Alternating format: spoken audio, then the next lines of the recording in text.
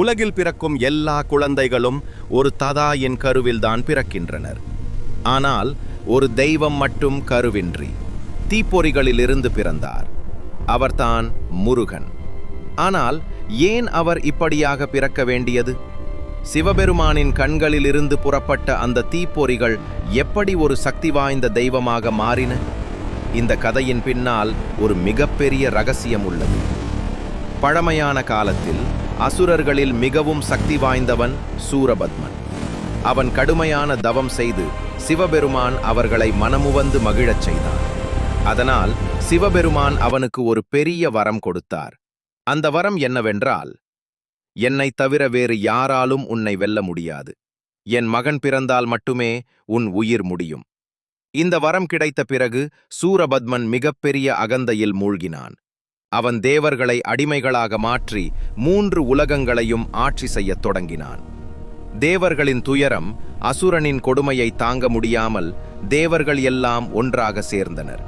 அவர்களின் தலைவன் இந்திரன். அவர்கள் அனைவரும் கைலாசம் சென்றனர். அங்கு அவர்கள் சிவபெருமான் மற்றும் பார்வதி தேவி அவர்களிடம் வேண்டினர். இறைவா, சூரபத்மன் எங்களை மிகவும் துன்புறுத்துகிறான். அவனை அழிக்க உங்கள் மகன் பிறக்க வேண்டும்.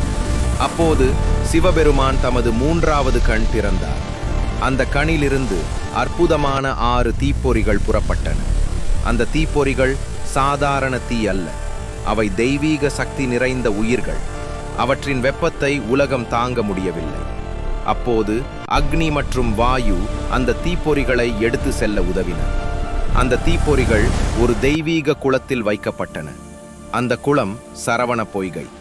அங்கு அந்த தீப்பொறிகள் அற்புதமாக மாறின. ஒரு தீப்பொறி ஒரு குழந்தையாக மாறியது. அப்படியே 6 தீப்பொறிகள் 6 குழந்தைகளாக மாறியது.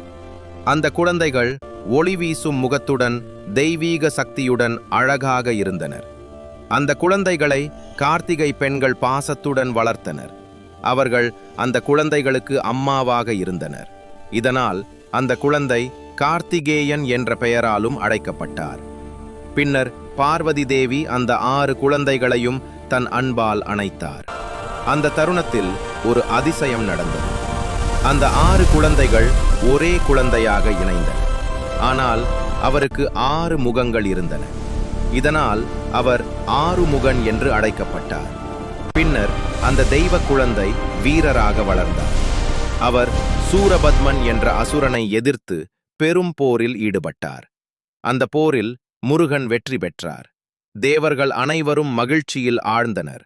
அந்த நாள் முதல் முருகன் வீரத்தின் கடவுள், ஞானத்தின் கடவுள், பக்தர்களை காக்கும் தெய்வம் என்று உலகம் முழுவதும் பூஜிக்கப்படுகிறார்.